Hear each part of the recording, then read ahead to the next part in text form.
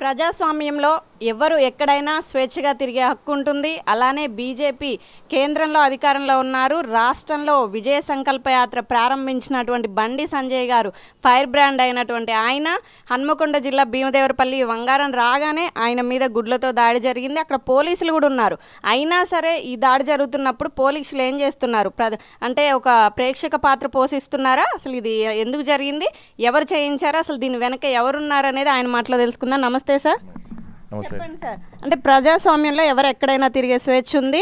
మీరంటూ ఎక్కడికైనా వెళ్తారు, కానీ మీరు విజయ సంకల్ప యాత్ర చేపట్టారు, ముందుకు సాగుతున్నారు. కానీ అడుగడుగున ఈ ఆంక్షలు, ఈ దాడులు అసలు ఏమనుకుంటున్నారు మీరు? రాష్ట్ర వ్యాప్తంగా చేసేది విజయ సంకల్ప యాత్ర. ఇది కరీంనగర్ పార్లమెంట్లో చేసేది ప్రజాహిత యాత్ర.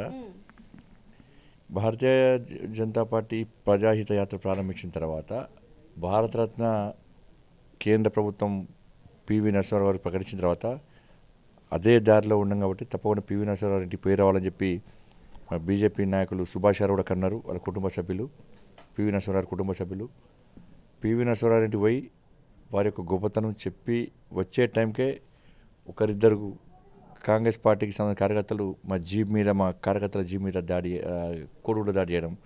అంటే పివి నరసింహారావు గురించి గొప్పలు చెప్తే వాళ్ళ యొక్క గొప్ప విషయం చెప్తే వారి యొక్క స్ఫూర్తిదాయకమైన జీవితం గురించి చెప్తే కాంగ్రెస్ వాళ్ళకు కోపం, వాళ్ళకు పివి నరసింహారావు అంటే కోపం. పివి నరసింహారావుకు భారతరత్న ఇవ్వడం కూడా వాళ్ళు సహించలేని పరిస్థితి. వాళ్ళ పార్టీ నాయకుడు, వాళ్ళు గౌరవించరు. పివి నరసింహారావు గారు మరణించిన తర్వాత కూడా కనీసం డెడ్ బాడీ కాలకుండా కూడా అవమానపరిచినటువంటి సందర్భాన్ని తెలంగాణ తెలుగు ప్రజలు మర్చిపోరు. వాళ్ళు అప్పుడు అవమానించారు. తర్వాత కనీసం ఎక్కడ కూడా పివి నరసింహారావు జయంతి వర్ధంతి కార్యక్రమాలు కాంగ్రెస్ పార్టీ నిర్వహించదు. పివి నరసింహారావు పేరు కూడా తీయరు. కాబట్టి ఇవాళ కేంద్ర ప్రభుత్వం నరేంద్ర మోడీ గారు వారి యొక్క గొప్పతనాన్ని గుర్తించి వారిని భారతరత్నగా అవార్డు ఇచ్చి వారిని ఒక సన్మానించడం, సత్కరించడం, రాబోతులకు వారి చరిత్రను స్ఫూర్తిగా ఉండని చెప్పి అనుకోవడం ఇలా కాంగ్రెస్ పార్టీకి మింగుడు పడడం లేదు.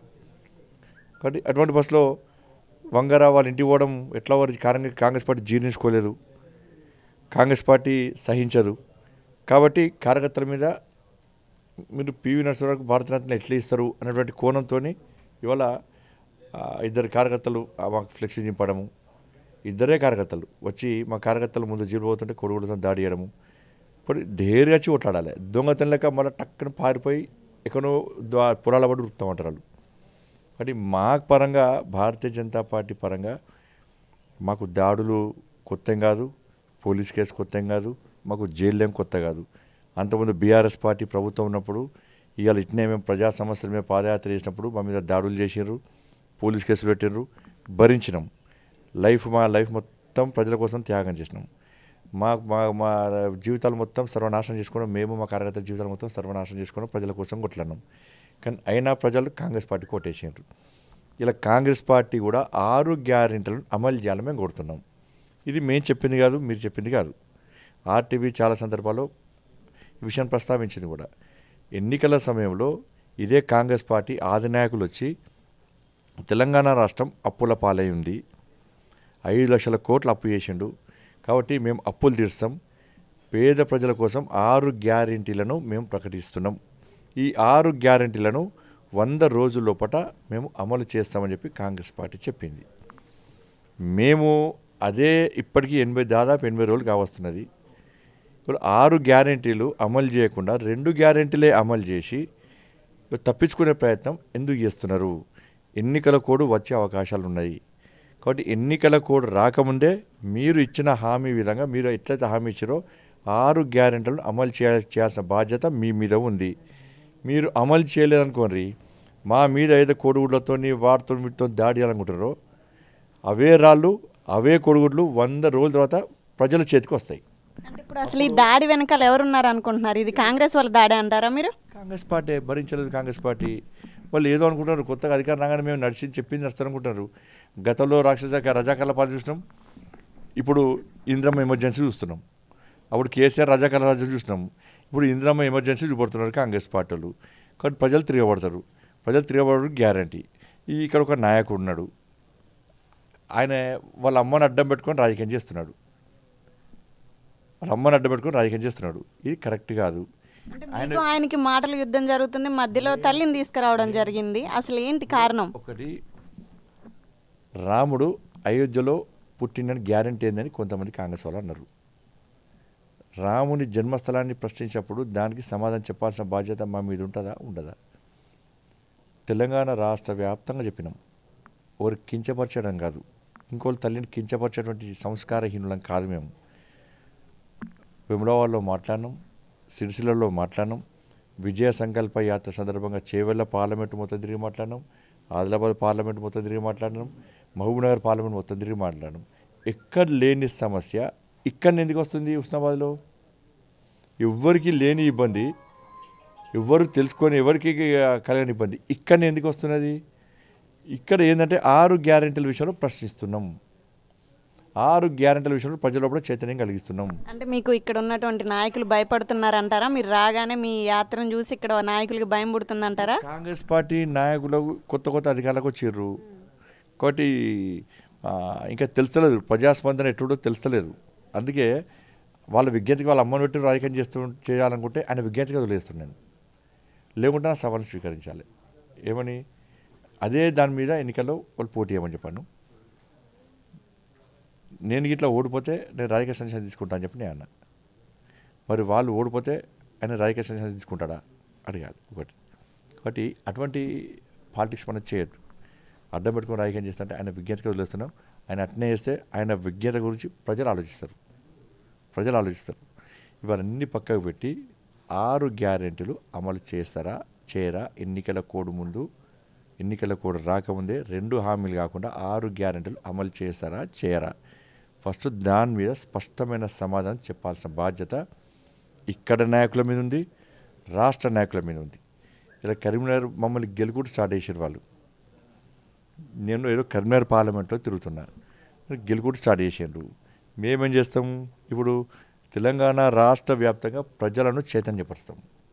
6 గ్యారెంటీలు కాంగ్రెస్ పార్టీ ఇచ్చింది, అమలు చేస్తుందా చేస్తలేదా? చేయకుంటే ప్రశ్నించండి. ప్రశ్నించే విధంగా ప్రజల లోపల ఆలోచన కల్పిస్తాం. తెలంగాణ మొత్తం కూడా ప్రజలను రోడ్డు మీద తీసుకొస్తాం, ప్రజలకు వాస్తవాలు చెప్తాం. ఇలా కాంగ్రెస్ పార్టీ నాయకులను ప్రశ్నించే విధంగా మేము ముందుకు వస్తాం. అంటే మీరు ప్రశ్నించేలాగా ఆలోచించేలా చేస్తామని మీరు అంటున్నారు, కానీ ఆ కాంగ్రెస్ నాయకులు ప్రజల్ని రెచ్చగొడుతున్నారు, ప్రజల్ని తప్పుదోవ పట్టిస్తున్నారు అని చెప్పి వాళ్ళు అంటున్నారు. దానికి మీ సమాధానం? ఏడు రెచ్చగొట్టినాం? రాముని గురించి మాట్లాడితే రాముని గురించి ఓట్లు తీసుకుంటున్నారు. నేనేమన్నా సరే మేము రాముని గురించి మాట్లాడతాం, మీ బాబ్రీ మసీద్ గురించి మాట్లాడారు. ఎవరన్నారు? మేము రాముడి గుడి కట్టినారు, ఓట్లు ఏమంటున్నాం అడుగుతాం. మేము వాళ్ళు అంటారు కదా రాముని గుడి చూపట్టి ఓట్లు అడుగుతున్నారని. మీకు చేతనైతే రాముని పేరు చెప్పి మీరు ఓట్లు అడుగురు. ఎవరన్నారు?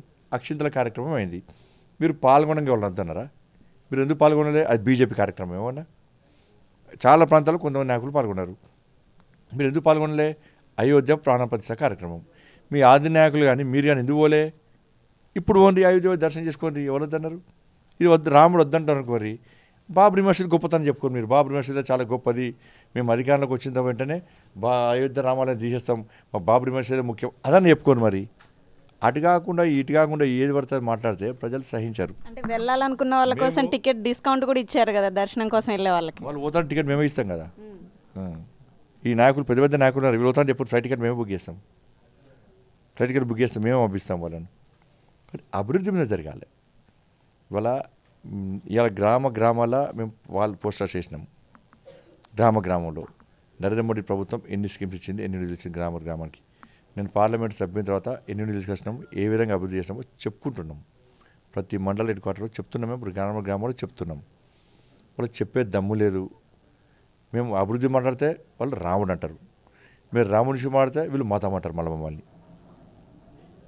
కాబట్టి పాప వాళ్ళు ఇక్కడ తిరుగుతలేరు, ఈ ప్రాంతంలో తిరుగుతలేరు, గ్రామాల్లో పోస్టర్లు చూస్తలేరు. వాళ్ళు గ్రామాల్లో మేము చేసే అభివృద్ధి గురించి చెప్తే వాళ్ళకు చెవులు నిలబడతలేవు.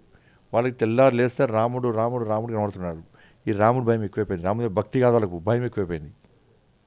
అది వాళ్ళ మైండ్ సెట్ వాళ్ళది. అంటే అసలు ఇప్పుడు మీరు చేసే ఈ పాదయాత్ర అలానే పార్లమెంట్ ఎన్ని సీట్లు గెలవబోతున్నారు? వీళ్ళు చెప్పేటువంటి మాట ఏదైతే ఉందో అయోధ్య రాముడిని అడ్డం పెట్టుకొని పార్లమెంట్ ఎలక్షన్లో గెలవడానికి ఇది ఒక ట్రిక్ అని వాళ్ళు అంటున్నారు. దానికి మీ సమాధానం? నేను మళ్ళీ వాళ్ళు బాబ్రీ మసీద్ పెట్టుకొని రమ్మని చెప్పారు. మీరు రాముడు పెట్టుకొని వస్తామంటారు కదా, వాళ్ళు బాబ్రీ మసీద్ కోసం రమ్మని చెప్పారు. మరి బాబ్రీ మసీదే ఉండాలి, బాబ్రీ మసీదే కడతాం మళ్ళీ మేము అని చెప్పని చెప్పి వద్దాం మేము వద్దాంలే కదా. ఇప్పుడు గ్యారెంటీ ఇవ్వగలుగుతారా కాంగ్రెస్ పార్టీ? మేము అధికారంలోకి వస్తే వాళ్ళు వాళ్ళేడేస్తారు కానీ మేము అధికారంలోకి వస్తే రామ మందిరాన్ని కాపాడుతాం అని అగ్రిమెంట్ రాసిగలుగుతారా? ఆ దమ్ముంది వాళ్ళకు. కాబట్టి ఇవన్నీ ప్రజలకు కావాల్సింది సంక్షేమ పథకాలు, ప్రజలకు కావాల్సింది అభివృద్ధి, ప్రజలకు కావాల్సింది ఎన్నికల్లో ఇచ్చిన హామీలు నెరవేర్చడం, కాంగ్రెస్ పార్టీ ఇచ్చిన గ్యారెంటీలు నెరవేర్చడం. దాని గురించి చక్కగా 6 గ్యారెంటీల గురించి ప్రజల దృష్టి మళ్లించడానికే ఇవన్నీ జిమ్మికులు. నేను మళ్ళీ ఇప్పుడు చెప్తున్నా, 6 గ్యారెంటీలే మాట్లాడతాం మేము, మాకు వేరే ఏం అవసరం లేదు. మీరు ఇచ్చినట్టు 6 గ్యారెంటీలు 100 రూపాయలు అమలు చేయాలి. ఎలక్షన్ కోడ్ వస్తున్నది, మళ్ళీ చెప్తున్నా, ఎలక్షన్ కోడ్ వస్తున్నది. ఎలక్షన్ కోడ్ రాకముందే 2 గ్యారెంటీలు కాదు 6 గ్యారెంటీలు అమలు చేయాలి. చేస్తున్నారు, చేస్తే రాలి. అసలు ఎన్ని సీట్లు గెలవబోతున్నారు వచ్చే పార్లమెంట్ ఎన్నికల్లో? 17 సీట్లు గెలవబోతున్నాం. కాంగ్రెస్ పార్టీలు చెప్తున్నారు వాళ్ళకి గ్యారెంటీ లేదు. 17 సీట్లు పక్కా గెలవబోతున్నాం తెలంగాణ రాష్ట్రంలో. అంటే అసలు ఇన్ని రాష్ట్రాల్లో బాగా వేయగలుగుతున్నారు, బీజేపీ జెండా ఎగరవేస్తుంది, కానీ తెలుగు రాష్ట్రాలైన ఆంధ్ర కానివ్వండి తెలంగాణలో బీజేపీ హవా రావట్లేదు, అంటే తన పంజా విసిరలేకపోతుంది, విఫలమవుతుంది అంటున్నారు. దానికి మీ సమాధానం?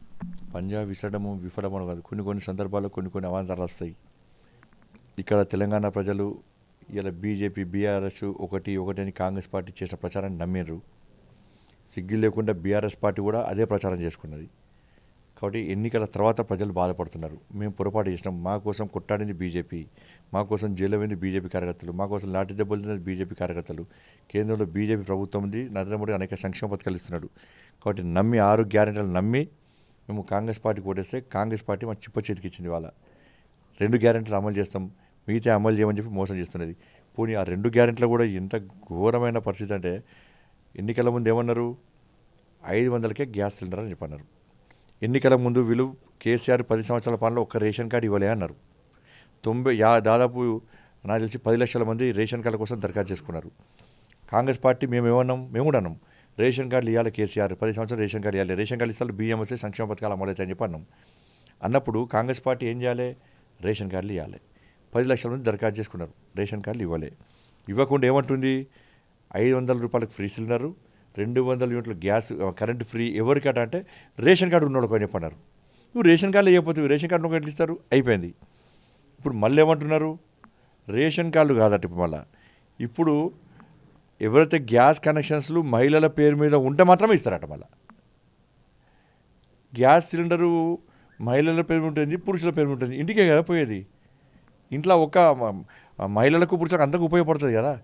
మళ్ళీ ఇప్పుడు కొత్త స్కీమ్ అంటే ఇప్పుడు దాని ద్వారా ఏమవుతుంది, ఇప్పుడు 90 లక్షల కనెక్షన్స్ నాకు తెలిసి దాదాపు ఉన్నాయి. ఒక 50 లక్షల కనెక్షన్ మాత్రం మహిళల పేరు ఉన్నాయి, ఇంకా 40 లక్షల కనెక్షన్ నాకు తెలిసి పురుషుల పేరు ఉన్నాయి. అంటే ఇప్పుడు ఏం చేస్తారు, తగ్గించి ఇప్పుడు 50 లక్షల మందికే ఇస్తామన్నట్టు. అంటే పేదలకు న్యాయం చేయాలి, పేదలకు సంక్షేమ పథకాలు అందించాలని చెప్పి సోయిలో కాంగ్రెస్ పార్టీ లేదు. తగ్గించాలి, ఏదో నామమాత్రంగా ఇచ్చి చేతులు దులుపుకునే ప్రయత్నంలో కాంగ్రెస్ పార్టీ ఉంది. లాస్ట్ అండ్ ఫైనల్గా మీ యాత్ర గురించి కానివ్వండి, మీరు చేస్తున్నటువంటి యాత్ర కార్యకర్తలను ఉద్దేశించి మీకు మీద జరుగుతున్నటువంటి దాడులు కానివ్వండి, ఇతర పార్టీ నాయకులకి ఏం చెప్దాం అనుకుంటున్నారు? మేము దేనికి భయపడే వ్యక్తులం కాదు, అటువంటి కార్యకర్తలు కాదు. ఎందుకంటే బీఆర్ఎస్ పార్టీ పాలనలో ఇదే జరిగింది, భరించినాం. కాంగ్రెస్ పార్టీ పాలన కూడా 2 నెలల లోపలనే జరుగుతున్నది, భరించడానికి మేము సిద్ధం. మనం కావాల్సింది కాంగ్రెస్ పార్టీ ఇచ్చిన 6 గ్యారెంటీల విషయంలో ప్రజలకు వాస్తవ విషయాలు వివరించాలి, వాళ్ళకు వ్యక్తం చేయాలి, వాళ్ళు కూడా చైతన్యం కలిగించాలి. 100 రోజులు డెడ్ అండ్ 100 రోజుల తర్వాత తప్పకుండా ప్రతి కాంగ్రెస్ పార్టీ నాయకుడిని ప్రశ్నిస్తాము, నిలదీస్తాము కూడా. విన్నారు కదా, ఏదైతే గుడ్లు దాడి జరిగిందో అలానే వీళ్ళ యాత్రకి అడుగడుగున అడ్డుపడుతున్నారు, పోలీసులు ప్రేక్షక పాత్ర వహిస్తున్నారు. ఇదంతా వాళ్ళ కనుసన్నల్లోనే జరుగుతుంది. వాళ్ళ కార్యకర్తలే మా మీద దాడి చేశారు, పక్కా రుజువులు ఉన్నాయి. నేను ఏదైనా మాట వదిలితే నేను రాజకీయ సన్యాసం తీసుకోవడానికి సిద్ధంగా ఉన్నాను, అవతల వాళ్ళు సిద్ధమా అంటూ ఆయన సవాల్ ఇచ్చడం అయితే జరుగుతుంది. ఏదైనా సరే ప్రజాస్వామ్యంలో ఎవరు ఎక్కడైనా తిరగగలిగే స్వేచ్ఛ ఉన్నాయి. ఈ రోజుల్లో ఇలాంటి దాడులకి మా కార్యకర్తలు భయపడరు. మాకు జైలుకి వెళ్ళడం, దాడులు ఇవేమి కొత్త కాదు. మా జీవితాలనే దారపోసాము రాజకీయాలు ప్రజల కోసం. ఇవేమి మేము లెక్క చేయం. మా యాత్ర ముందుకు సాగుతుందంటూ చెప్పడం అయితే జరుగుతుంది.